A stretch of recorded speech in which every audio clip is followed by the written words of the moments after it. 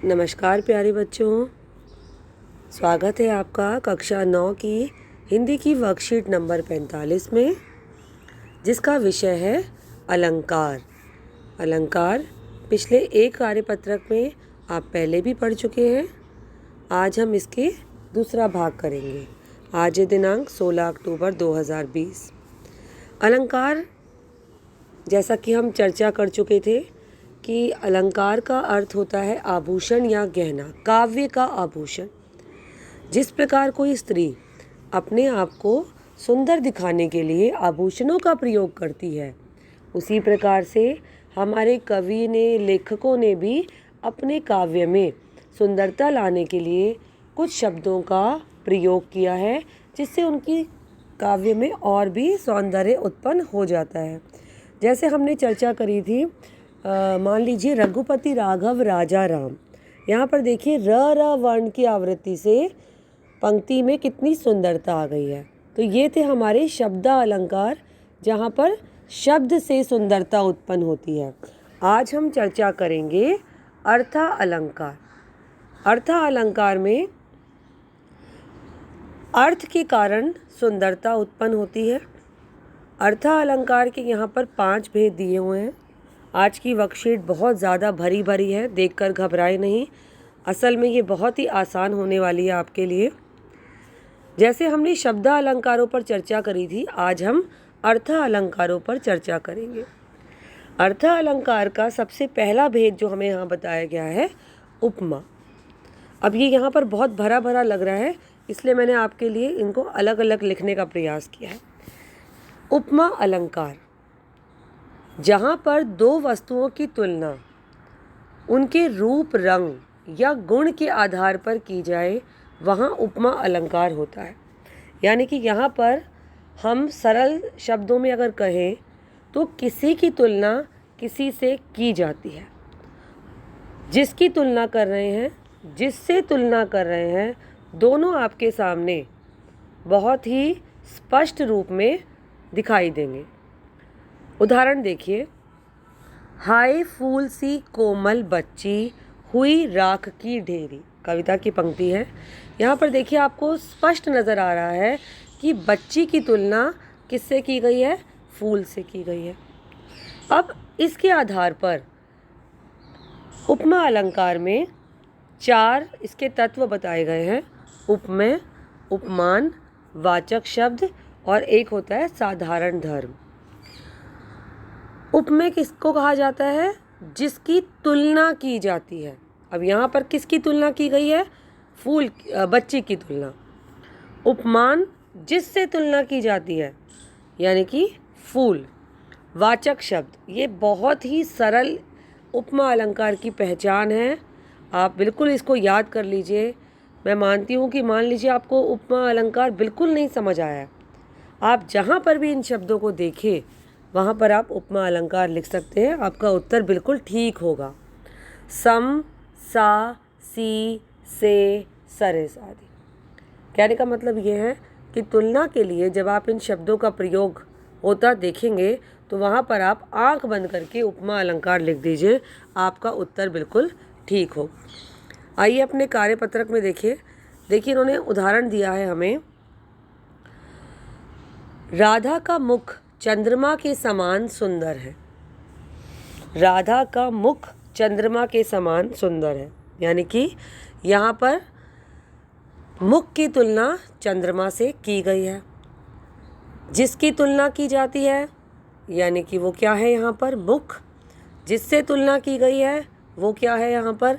चंद्रमा।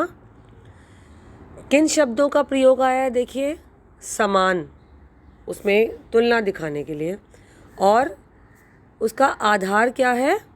सुंदरता। सुंदरता दिखाने के लिए इसका प्रयोग हुआ है। तो जो आधार होता है उसको हम साधारण धर्म में लेते हैं। तो इस तरह से आपका उपमा अलंकार होता है, जहाँ पर आपको उपमेय और उपमान बिल्कुल अलग अलग स्पष्ट दिखाई देते हैं। और उदाहरणों पर नज़र डालिए। देखिए, पीपर पात सरिस मन डोला। नहीं समझ आया मुझे इसका अर्थ, लेकिन मैंने देखा यहाँ सरिस आ गया है, तो इसका मतलब यहाँ पर उपमा अलंकार का प्रयोग है। वैसे इसका अर्थ क्या है कि पीपल के पत्ते की तरह हमारा मन डोल रहा है।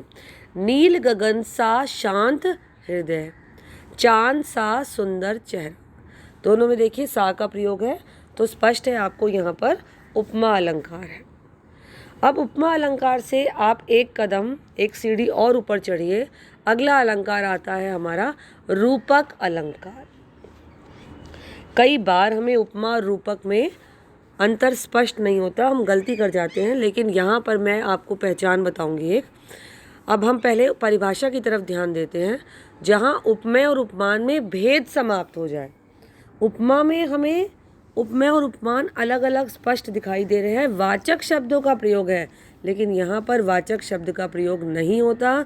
यहाँ पर उपमेय और उपमान में कोई अंतर नज़र नहीं आता, ऐसा लगता है कि उपमेय को उपमान पर थोप दिया गया है। उदाहरण देखिए, चरण कमल बंदो हरिदाई। चरण कमल, चरण रूपी कमल, यहाँ पर वाचक शब्दों का प्रयोग नहीं होता। मैया मैं तो चंद्र खिलौना ले हो, चांद रूपी खिलौना। पायो जी मैंने राम रतन धन पायो, राम रूपी रतन। यानी कि रूपक अलंकार में ध्यान दीजिएगा कि जो शब्द होते हैं, ज़्यादातर शब्दों में एक तो हाइफन का प्रयोग होता है, राम रतन, राम रूपी रतन, और दूसरा इनमें वाचक शब्दों का प्रयोग नहीं होता। आइए अपनी परिभाषा देखिए, हमारे कार्यपत्रक में ये क्या बताया गया देखिए, वही उदाहरण है जो मैं आपको बता रही थी। पायो जी मैंने राम रतन धन पायो। उपमेय पर रतन धन उपमान का आरोप है एवं दोनों में अभिन्नता है। समझ रहे हैं आप कि दोनों को अलग अलग स्पष्ट ना करके दोनों में अंतर जो है वो समाप्त कर दिया गया। अब तीसरा हमारा आता है अर्थ अलंकार में उत्प्रेक्षा अलंकार। उत्प्रेक्षा अलंकार में क्या किया जाता है बेटा, देखो अनुमान, संभावना, संदेह व्यक्त किया जाता है। अब मैं आपको सरल शब्दों में बताती हूँ। देखिए, जहाँ उपमेय में उपमान की संभावना व्यक्त की जाए, ठीक है, यह संदेह और निश्चय के बीच की स्थिति है, और इसके लिए जो हमने शब्द प्रयोग किए हैं, इन शब्दों को अपने जहन में अच्छी तरह बैठा ले बेटा, क्योंकि जहाँ भी ये शब्द आपको नज़र आएंगे आप उत्प्रेक्षा अलंकार लिख देंगे। मनु, मानो, जनु, जानो, मनहु, जनहु, ज्यों, ईव आदि शब्दों का प्रयोग। यानी कि यहाँ पर क्या होता है, संभावना व्यक्त की जाती है, संदेह व्यक्त किया जाता है।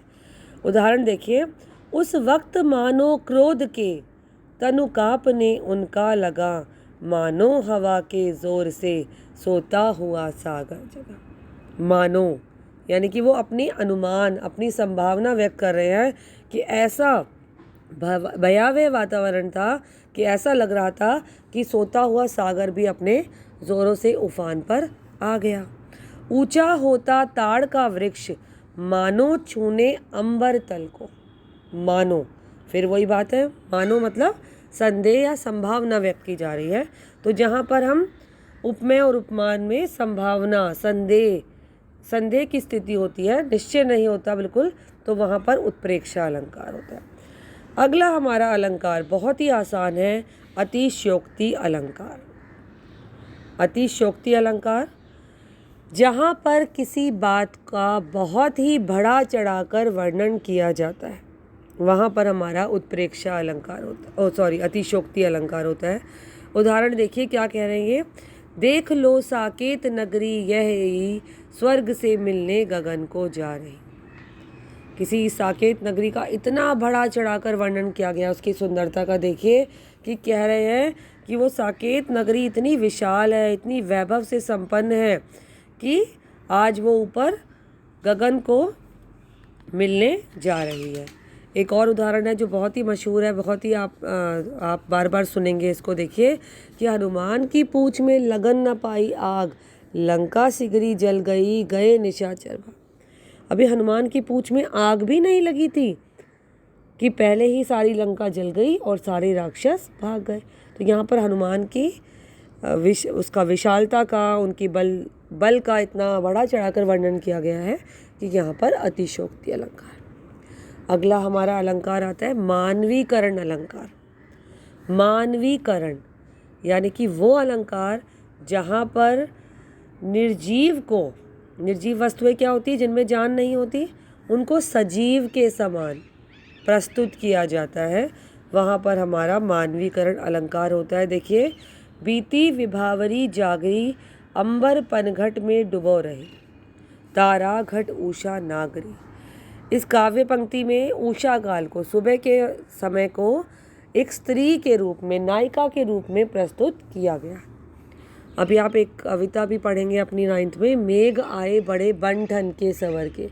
जब आप देखेंगे कि पूरी कविता में मानवीकरण अलंकार है, यानी कि मेघों को वहाँ पर एक शहरी मेहमान के रूप में प्रकट किया जाता है। तो अब मैं आपको बताती हूँ, देखिए, जहाँ पर उपमेय उपमान में समानता या तुलना की जाए, उपमा अलंकार। वाचक शब्दों का प्रयोग।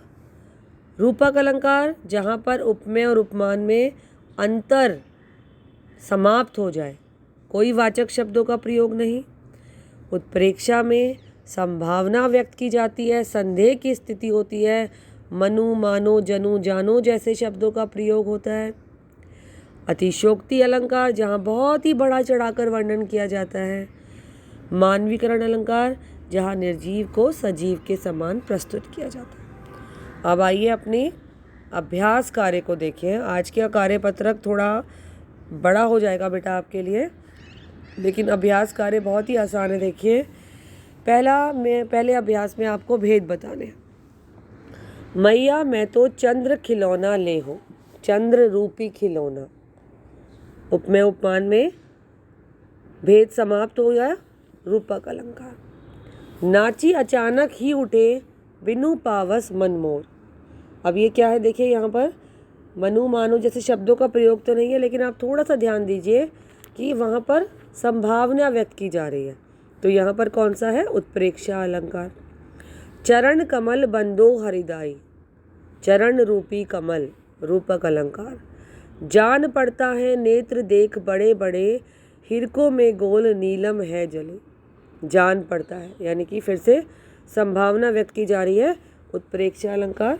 और ये वही उदाहरण है जो अभी हमने चर्चा करी थी इस पर। हनुमान की पूंछ में लगन न पाई आग, लंका सिगरी जल गई, गए निशाचर आग। अतिशोक्ति अलंकार। अगला प्रश्न देखिए, यहाँ पर हमें मिलान करना है। फूल हंसे कलियाँ मुस्काई, फूल हंसे कलियाँ मुस्काई, यानी कि फूलों कलियों को एक नॉर्मल, एक साधारण से इंसान के रूप में दिखाया, जैसे हम हंसते हैं ऐसे ही उनको भी हंसते दिखाया गया है। तो मानवीकरण अलंकार। उसका मुख मानो चंद्रमा है, मानो, उत्प्रेक्षा अलंकार। पायो जी मैंने राम रूपी रतन, रूपक अलंकार। पीपर पात सरिस मंडोला, उपमा अलंकार। सरिस आ गया। आगे नदियाँ पड़ी अपार, घोड़ा कैसे उतरे पार, राणा ने सोचा इस पार, तब तक घोड़ा था उस पार। अभी हमारे राणा प्रताप जी खड़े खड़े सोच ही रहे थे कि उनका घोड़ा चेतक उस नाले को पार करके आगे भी पहुंच गया। तो यहाँ पर उस चेतक का बहुत ही बड़ा चढ़ाकर वर्णन किया गया है, उसकी वीरता का। तो यह है हमारा अतिशोक्ति अलंकार। 2 और प्रश्न हैं जो आप स्वयं कर सकते हैं बेटे। देखिए, तीसरा प्रश्न है कि पांचों अलंकार के एक एक उदाहरण अपने काव्य खंड में से छांट कर लिखिए। जो कविताएं आप पढ़ रहे हैं, क्षितिज आपकी पुस्तक में जो कविता आप पढ़ रहे हैं, जैसे आपने कबीरदास पढ़ा, मान लीजिए ललदत्त जी पढ़ा, या कैदी और कोकिला पढ़ा है, तो उसमें से आपको एक एक उदाहरण सभी अलंकारों का छांट कर लिखना है। उसके बाद वो कहते हैं कोई ऐसी कविता बनाइए जिसमें कम से कम 2 अलंकारों का प्रयोग। कोशिश कीजिए बेटा, कोई ऐसी कविता बनाने का प्रयास कीजिए, चंद लाइनें लिखने का प्रयास कीजिए जिसमें आपको 2 अलंकारों का प्रयोग करना है। आशा है आज का कार्यपत्रक आपको समझ आया होगा बेटा। वीडियो को लाइक कर दीजिए ताकि ये वीडियो आपकी लाइक वीडियो में सेव हो जाए और आगे जब परीक्षाएं आएंगी तब आप इसे खोलकर दोबारा भी पढ़ सकें। धन्यवाद बेटा, आपका दिन शुभ हो।